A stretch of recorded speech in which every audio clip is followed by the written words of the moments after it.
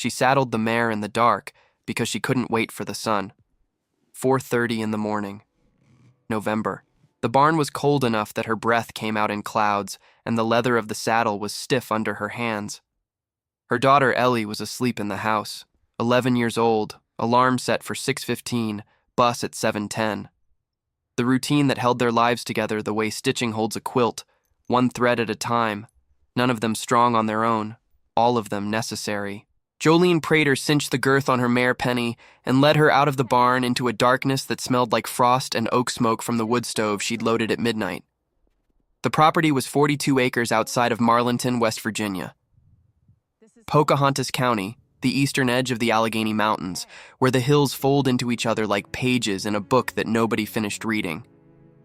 The bull was gone. She'd noticed at evening feeding the day before, 14 cows at the hay ring.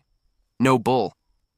She'd walked the fence line with a flashlight until 9 p.m. and found the break. A section of woven wire on the north boundary that had rusted through at the bottom and been pushed open by something heavy enough to bend the stays.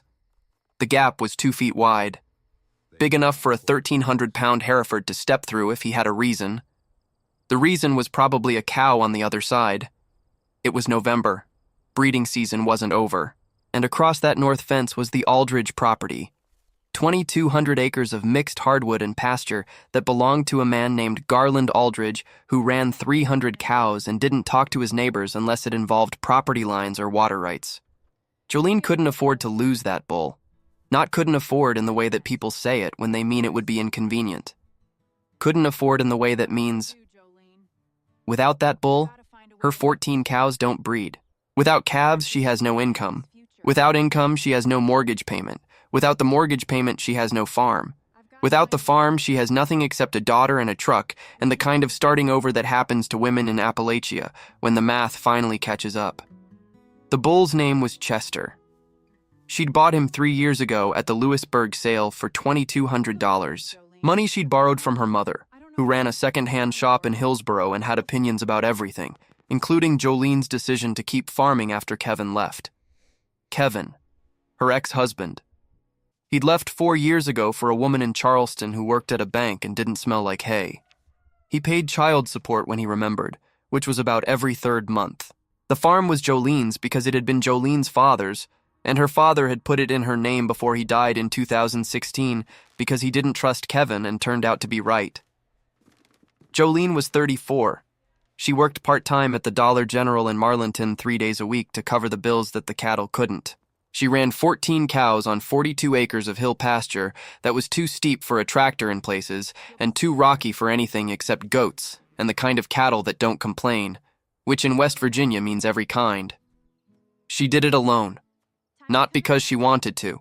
Because the alternative was selling the place her father had built and moving to a rental in town and watching Ellie grow up without the one thing Jolene believed mattered more than money, ground under your feet that belongs to you. So when the bull went through the fence, Jolene didn't call Garland Aldridge and ask permission to search his property. She saddled Penny in the dark and rode north because waiting until morning meant risking Chester getting farther into 2,200 acres of Aldridge land, where finding one bull was like finding one tree in a forest.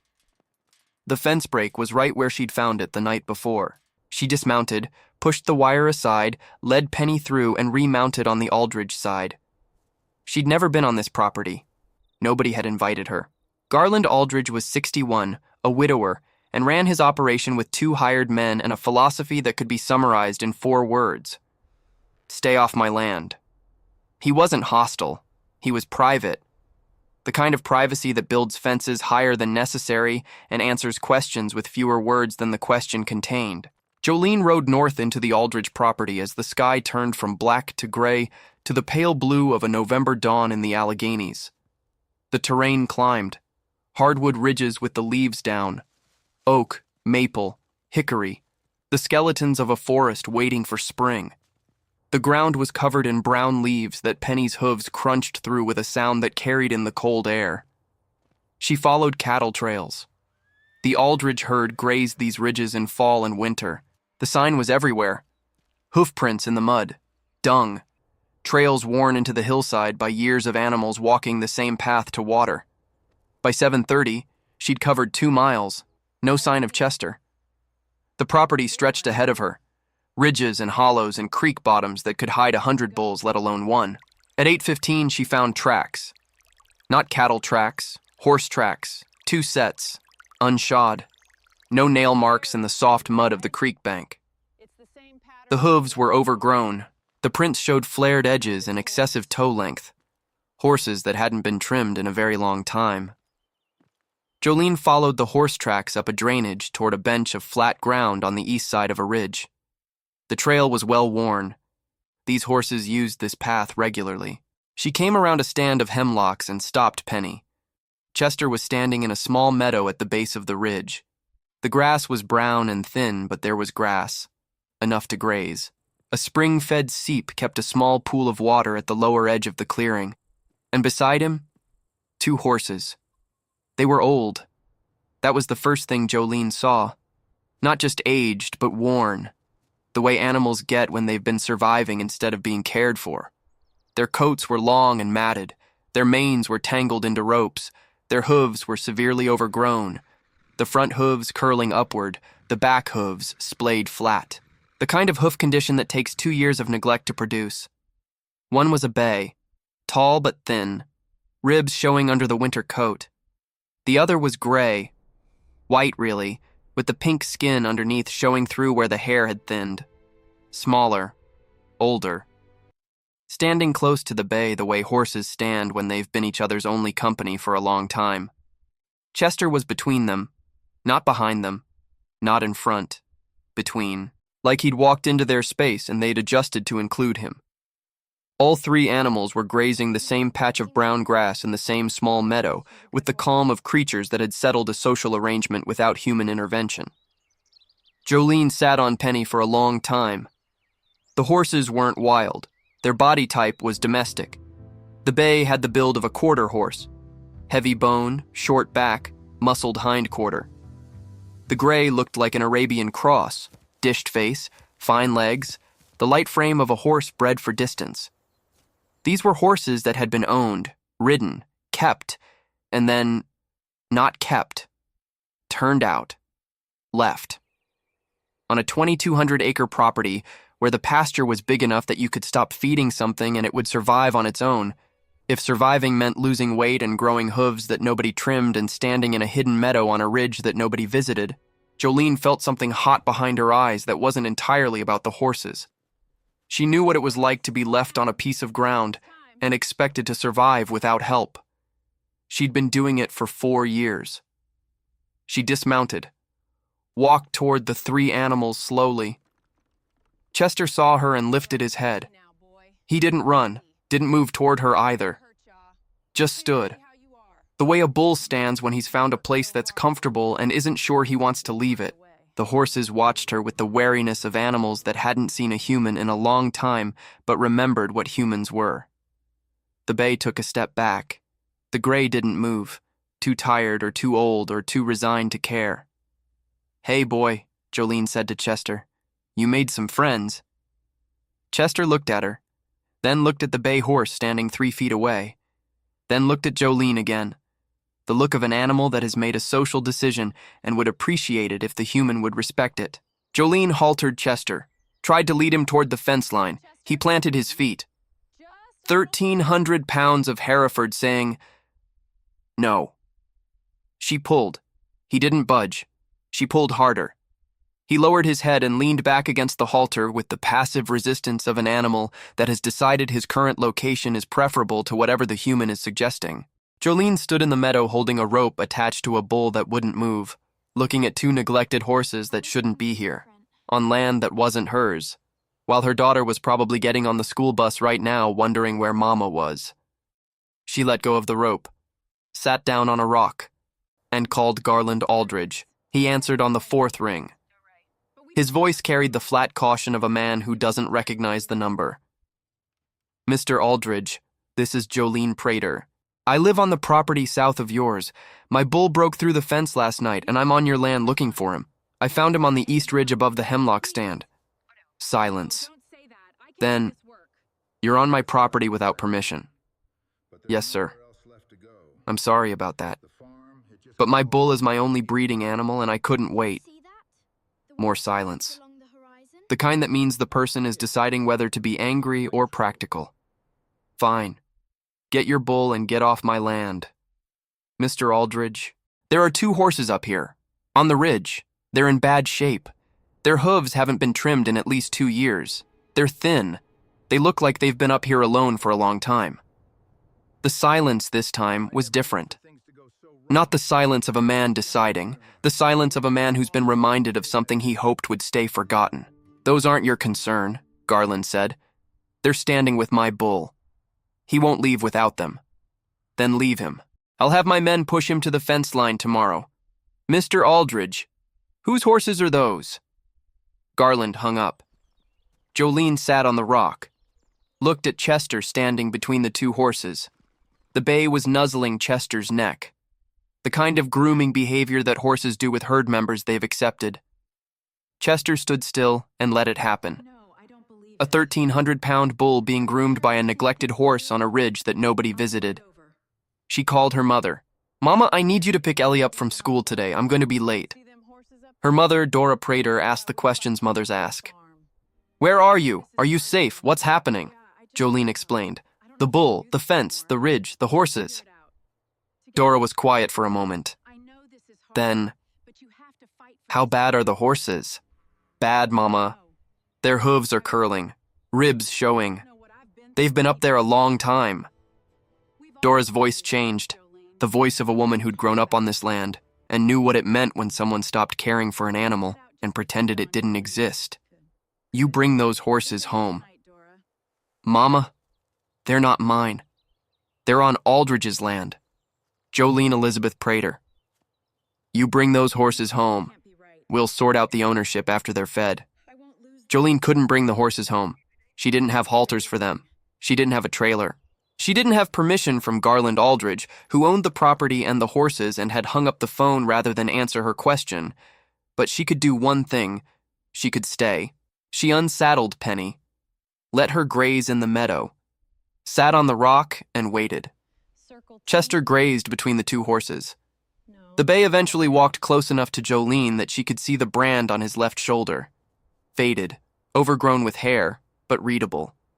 A stylized A with a bar underneath. Aldridge brand. They were Garland's horses, left on his own land, surviving on his own grass, forgotten or ignored by a man who ran 300 cows and 2 hired men and apparently didn't notice, or didn't care, that 2 horses were living on a ridge that nobody checked. At 1 o'clock, a truck came up the ridge road. Not Garland's truck. Garland's truck was a white Dodge. This was a green Ford. Old, rusted, the kind of truck that ranch workers drive when the ranch owner buys new trucks for himself and hands down the old ones. A man got out, maybe 55, short, broad. The build of someone who'd been loading hay bales since before his back had an opinion about it. He wore a Carhartt jacket and the expression of a man who'd been sent to do something he wasn't sure he agreed with. Mrs. Prater? Yes. I'm Dale. I work for Mr. Aldridge.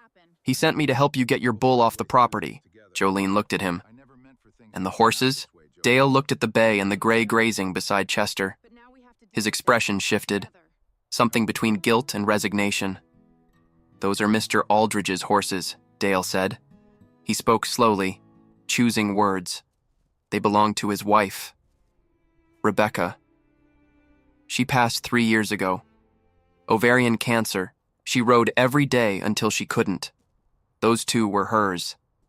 The bay was her trail horse. The gray was her daughter's when the daughter was young. Dale looked at the ground. After Rebecca died, Mr. Aldridge couldn't look at them, couldn't feed them, couldn't go to the barn where she'd kept them because everything in that barn was hers. So he turned them out. Told me and Curtis, that's the other hand, to leave them alone. Said they'd be fine on the mountain. Said the grass was enough. Dale's voice was careful now. The voice of a man walking a line between loyalty to his employer and honesty about what he'd watched happen. That was 3 years ago. The grass is enough to keep them alive. But it's not enough to keep them right. Their feet are bad. Their weight is down. They stay on that ridge because there's water and shelter and nobody bothers them. I've wanted to say something for 2 years, but it's not my place. He owns them. He makes the decisions. Jolene stood up. Mr. Aldridge doesn't get to make this decision anymore. Those horses need care. Hoof trim, worming, feed. And they need it now. Not next week, not next month now. If he won't do it, I will. He can send me a bill or he can send the sheriff, but I'm not leaving this ridge without those horses. Dale looked at her. A 34-year-old single mother standing on someone else's property making demands about someone else's animals. The kind of thing that doesn't usually end well in Pocahontas County. But Dale had been looking at those horses for 3 years, watching them deteriorate, wanting to act and not acting. And this woman who'd ridden in the dark to find a bull she couldn't afford to lose, was standing on a rock on a cold ridge doing the thing he'd been too loyal to do. "I'll call him," Dale said. "But it's going to be a conversation." The conversation happened at Garland's kitchen table 2 hours later. Jolene sat across from a man she'd never spoken to before today. Dale stood in the corner. Garland's kitchen was clean and cold. The kitchen of a man who eats to survive, not to enjoy. No decoration, no photographs. The absence of a woman visible in every bare surface. Garland was 61. Tall. Thin the way men get thin when they stop eating regular meals and don't notice. His eyes were the eyes of a man who had closed a door inside himself and bricked up the frame. "Those horses are mine," Garland said. "What I do with them is my business." Jolene looked at him. "Mr. Aldridge, those horses haven't had their hooves trimmed in 3 years. The bay has curling front feet that are causing him pain every step he takes. The gray is underweight by at least 150 pounds. They're alive because your grass is keeping them alive, but they're not being cared for. And in West Virginia, that's a legal distinction that matters." She wasn't bluffing. West Virginia's animal cruelty statute covers neglect of livestock. Failure to provide adequate care, including hoof maintenance and nutrition, is a misdemeanor on first offense. Jolene didn't want to threaten the man, but she also wasn't going to ride home without those horses. Garland's jaw worked. The thing that jaws do when a man is chewing on something that isn't food. "They were Rebecca's," he said. His voice cracked on the name, the first crack in the wall. She loved those horses. Rode the bay every morning, took the gray on trail rides with our daughter when Katie was 10. After Rebecca, after she died, I couldn't go to the barn. I couldn't feed them. Every time I looked at them, I saw her hands on their necks, her saddle on the bay's back, her voice when she talked to them. He stopped, so I let them go. Told myself they'd be fine on the mountain. Told myself it was kinder than looking at them every day and remembering. The kitchen was quiet. Dale was looking at the floor. Jolene was looking at Garland. "It wasn't kinder," Jolene said softly. "Not for them." Garland's eyes were wet. He didn't wipe them. Men like Garland don't wipe their eyes. They let the moisture sit until it dries or falls, and either way they don't acknowledge it. "What do you want?" "Let me take them. I'll trim their feet, worm them, feed them. My daughter Ellie has been asking for a horse since she was 8. The gray is old enough to be safe and gentle enough for a kid to learn on. The bay can keep my bull company. Chester won't leave your ridge without them. So either the horses come with me or my bull stays on your mountain." Garland looked at her. A single mother from a 42-acre farm telling a man with 2,200 acres what she's going to do with his dead wife's horses. Something shifted in his expression. Not surrender. Release. The look of a man letting go of something he'd been holding so tightly that his hands had forgotten how to open. "Take them," he said. "Take both of them. And Jolene." "Yes?" "Take care of them. The way she would have." Jolene loaded Chester into her trailer at the fence line that afternoon. The horses followed. No halters. No lead ropes. They followed the bull. The bay walking on Chester's right side, the gray on his left. 3 animals that had formed a herd of their own on a ridge that nobody visited, walking down the mountain together because one of them was going home, and the other 2 had decided that where he went, they went. Ellie was standing at the gate when the trailer pulled in. She saw the bull come off the ramp, then the bay, then the gray. Her mouth opened. She looked at her mother. "Mama, Are those horses ours? Jolene looked at her daughter. 11 years old, wearing a coat that was too big because it was last year's, and Jolene bought a size up to get 2 seasons out of it. Standing at a gate on a 42-acre farm that her grandfather built, and her mother held together with a Dollar General paycheck and 14 cows and a bull that ran away and came back with 2 horses. Yeah, baby. They're ours. Ellie walked to the gray. Slowly. The way Jolene had taught her to approach animals. From the side, not the front. Hand low. Voice soft. The gray stood still. Let the girl touch her neck. Leaned into the touch the way horses lean when they remember what kindness feels like and haven't felt it in 3 years. Ellie looked up at her mother. Her eyes were shining. She's so skinny, Mama. I know. We're going to fix that. The farrier came the following Saturday. Trimmed 4 hooves per horse. The bay's front feet took an hour each. The overgrowth was severe enough that corrective trimming would take 3 visits to fully resolve. The gray's feet were better, but still overgrown. Both horses gained weight through the winter. Jolene couldn't afford premium feed, but she could afford hay. She bought extra from a neighbor at $40 a round bale. And Dora brought bags of senior horse feed from the shop in Hillsboro every week and refused payment because that's what mothers do.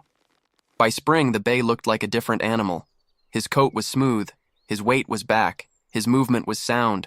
The corrective trims had resolved the hoof issues over 3 visits. The gray was slower to recover.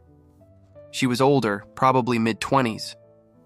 But she was eating and gaining and letting Ellie brush her every afternoon after school. Ellie named them. The bay was Captain.